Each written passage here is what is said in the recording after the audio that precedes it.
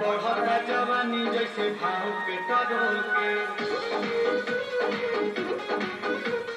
बढ़ता जवानी जैसे भाव पे टरोल के।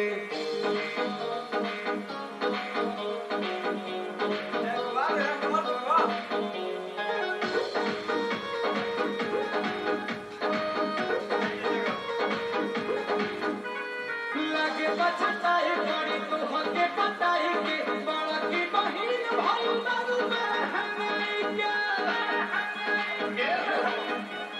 लागे बचताई पड़ी तो हके पताई के, बड़ा की बहिन भाई बाबू महंगाई के। कि पता हमारे ही नावे दिल टंकी, घेर पीछे न घुमावा बुझी मंगी। देखी के चिचिस होला माथा पे चिस में बिडोल के, देखी के चिचिस होला माथा पे चिस में बिडोल के। बढ़ता बढ़ता जवानी जैसे भाव पे टरोल के, बढ़ता जवानी जैसे भाव पे टरोल के।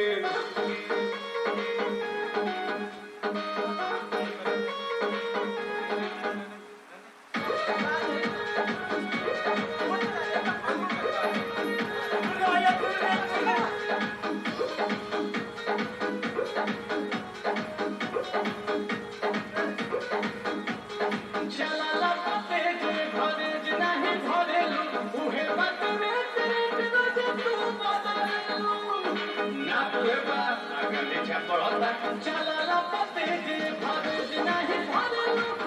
बात वेट वेट रोजे तू बदल।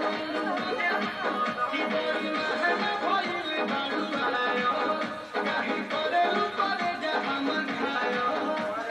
आ तुमे तो चाहत रे हो कि न होते तो बोल के।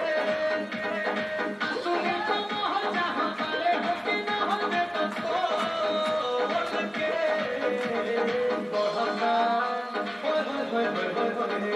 बढ़ता जवानी जैसे भाव पे टरोल के,